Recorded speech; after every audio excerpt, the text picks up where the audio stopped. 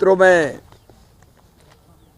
प्रधानमंत्री जी को बहुत धन्यवाद देता हूं। मिलेट्स को उन्होंने बढ़ावा देने का अभियान छेड़ा हुआ है। मुझे प्रसन्नता है कि एम्स भोपाल में भी जो मरीज भर्ती हो रहे हैं उनको परोसे जाने वाले भोजन में मिलेट्स को शामिल करने की पहल की गई है। हम सब जानते हैं कि हृदय रोग, मधुमेह, मोटापे आदि का जोखिम कम करने में हमारा श्री अन्न, प्रधानमंत्री जी ने नाम दे दिया श्री अन्न, मोटा अनाज नहीं, वो रामबाण का एक अचूक औषधि का काम करते हैं। G20 के कृषि समूह की बैठक के समय भी हमने श्री अन्न के व्यंजन परोसे थे जो आए हुए प्रतिनिधि थे, और अब श्री अन्न का प्रचलन लगातार बढ़ता जा रहा है। कृषि के क्षेत्र में मध्य प्रदेश नित्य नए आयाम स्थापित कर रहा है। भोपाल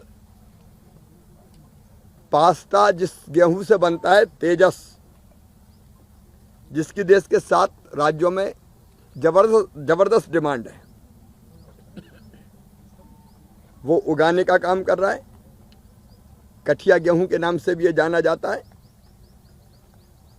पास्ता, दलिया और सूजी के हलवे के लिए बेहतर होता है, और हमारा ये गेहूं यूपी, महाराष्ट्र, राजस्थान, बिहार, छत्तीसगढ़, झारखंड, पश्चिम बंगाल तक भेजा जाता है।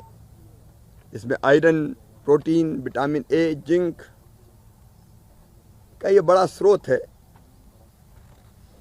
इसे मानव शक्ति गेहूं भी कहते हैं।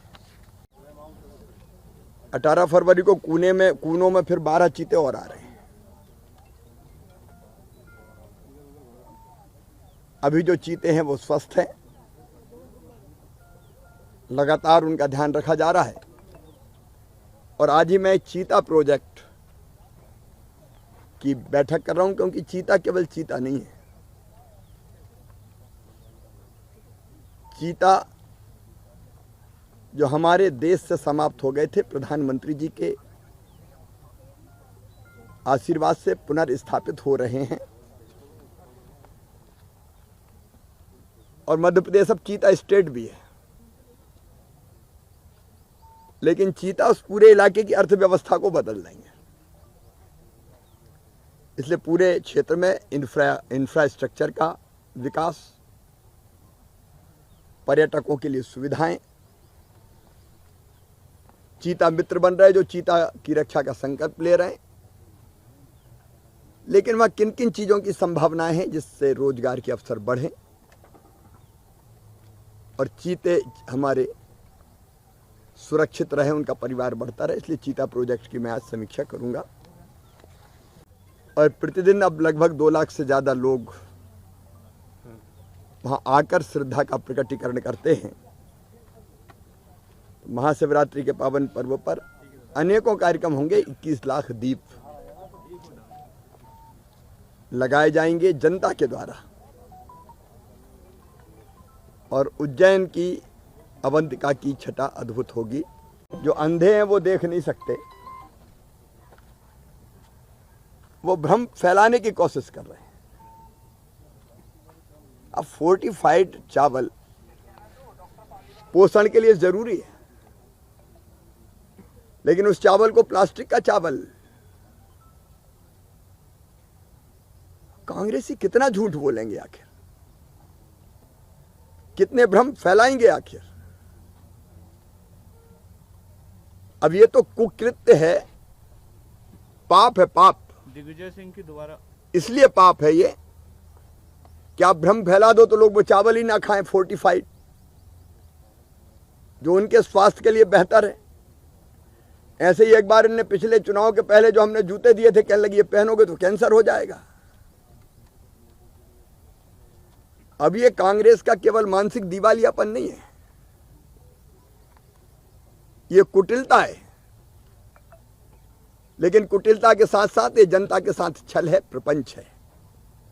लेकिन जनता सब समझती है। मैं जो हमारी विकास यात्राएं चल रही है, निरंतर विकास के काम करते हुए आगे बढ़ रही है। अब तक विकास यात्राओं में 20,606 लोकार्पण हो चुके हैं, 15,457 भूमि पूजन हुए हैं। 20,606 ऐसे काम जो पूरे हो गए उनको लोकार्पित किया गया है। लेकिन कांग्रेस को यह विकास नहीं दिखता।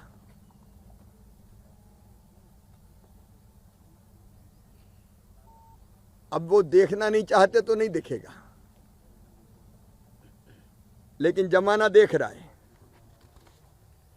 जनता की समस्याओं का निराकरण करते हुए लगातार नवाचार करते हुए विकास यात्राएं आगे बढ़ रही है।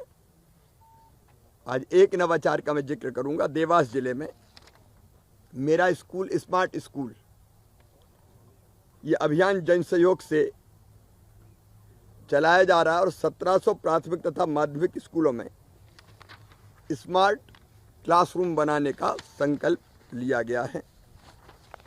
निरंतर हमारी यात्राएं अनेकों नवाचार करते हुए आगे बढ़ रही है। आप सवाल की बात कर रहे थे, जवाब तो वो देते नहीं है,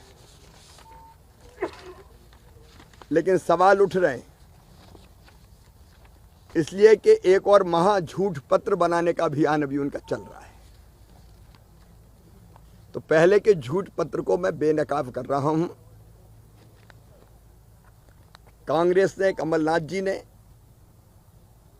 यह कहा था कि माताओं बहनों को वचन दिया था कि ग्रामीण क्षेत्रों में महिलाओं को 10-10 सिलाई मशीन देंगे और उनको प्रशिक्षण देंगे। अब यहां तो मुख्यमंत्री लाडली बहना योजना बन रही है। उनने 10 सिलाई मशीनों का वचन दिया और पूरा नहीं किया, तो सवाल तो उठेंगे और जवाब देना चाहिए, नहीं तो जनता देखेगी।